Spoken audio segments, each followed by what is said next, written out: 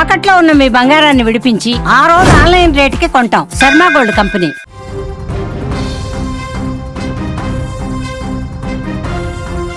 మహారాష్ట్రలో నెలకొన్న ఘోర విమాన ప్రమాదం ఇప్పుడు దేశ రాజకీయాలలో పెను సంచలనంగా మారింది. మహారాష్ట్ర డిప్యూటీ సీఎం ఈ యొక్క ప్రమాదంలో మృతి చెందినటువంటి ఘటన ప్రకంపనలు రేపుతోంది.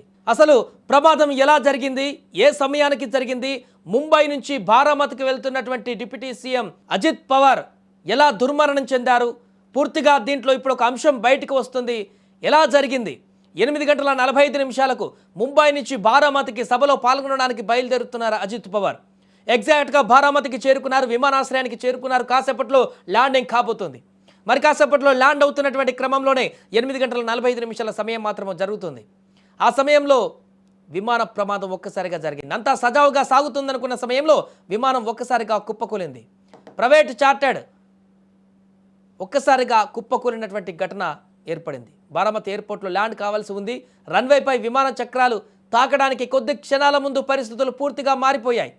అప్పటి వరకు పైలట్ నియంత్రణలో ఉన్నటువంటి విమానం ఒక్కసారిగా అదుపు తప్పింది.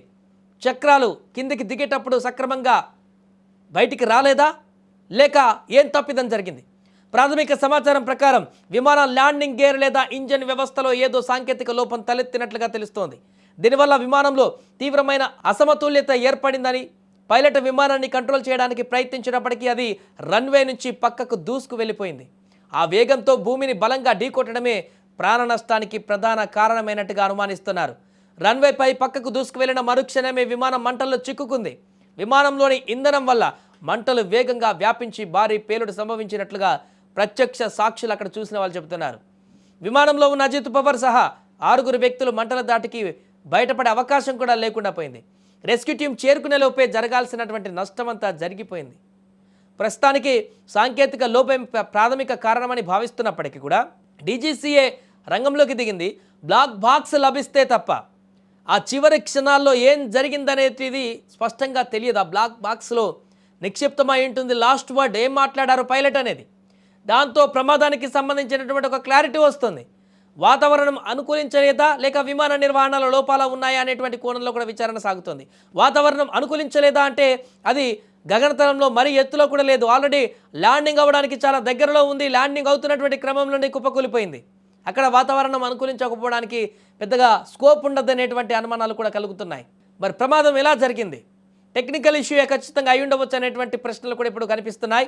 ఏదైతే విమానం ల్యాండ్ అయ్యేటువంటి క్రమంలో విమానానికి ఉండేటువంటి కింద గిరికలు టైర్లు ఓపెన్ అయ్యి అది అక్కడ ల్యాండ్ అయ్యేటువంటి రన్వే పైన ల్యాండ్ అయ్యి ముందుకు వెళ్లాల్సినటువంటి క్రమంలోనే స్పీడ్గా వస్తున్నటువంటి విమానం రన్వే మీద దిగేటువంటి క్రమంలోనే ఆ టైర్లు అనేటివి ఓపెన్ కాకపోవడం వల్ల నేరుగా దానికి డాష్ ఇచ్చి ఉండవచ్చు అనేటువంటి ఒక అనుమానాలు కూడా ఇప్పుడు కనిపిస్తున్నాయి.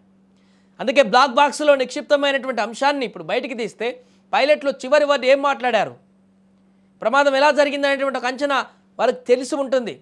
చివరి క్షణంలో ఆ క్షణంలో మాట్లాడినటువంటి అంశాల ద్వారా క్లారిటీ వచ్చేటువంటి అవకాశం ఉంది. కానీ ఇప్పటికీ ఎవరికి అర్థం కావట్లేదు, ల్యాండ్ అవుతున్నటువంటి సమయంలో విమానాశ్రయం దగ్గర ఇంత పెద్ద భారీ ప్రమాదం చోటు చేసుకోవడం ఏంటి?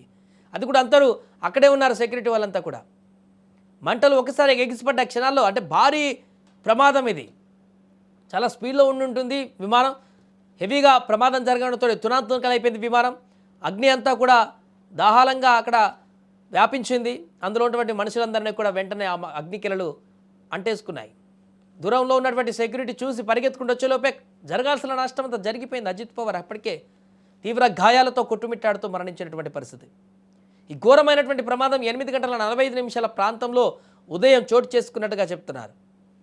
ఒక్కసారిగా ఈ ఘటన ఇంకా నమ్మలేకపోతున్నారు మహారాష్ట్ర ప్రజలు. అదేంటి, ఉదయమే వార్తల్లో చూసాం 7 గంటలకు ముంబై నుంచి బయలుదేరుతున్నారు అజిత్ పవార్. బారామతి సభలో పాల్గొనబోతున్నారు. కాసేపట్ల ఎన్నికల ప్రచార సభలో పాల్గొనబోతున్నారు. ఎన్నికల హడావుడి కొనసాగుతుందనుకుంటున్నటువంటి సందర్భంలో మరలా టీవీ ఆన్ చేసేసరికి అజిత్ పవార్ మృతి అనేటువంటి వార్త వారికి ఏమాత్రం కూడా అర్థం కానటువంటి పరిస్థితికి దారితీసింది.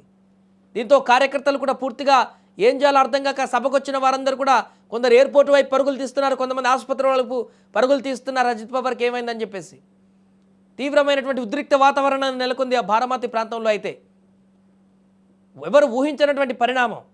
అందుకే ఈ యొక్క అజిత్ పవార్ మృతి చెందారనేటువంటి వార్తను కూడా వారు ఇంకా జీర్ణించుకోలేకపోతున్నారు. ఎక్కడో ఒక స్కోప్, అరే అక్కడ ఇంకా చనిపోకపో ఉండొచ్చు, ఎక్కడొక గాయాలతోటి ప్రమాదంతో హాస్పిటల్కి ఇట్లా ఏమైనా ట్రీట్మెంట్కి ఇట్లా తీసుకుంటున్నారేమో అనేటువంటి ఒక అట్లా అనుకునే వాళ్ళు కూడా ఉన్నారు. కానీ అక్కడ జరగాల్సిన నష్టం జరిగిపోయింది.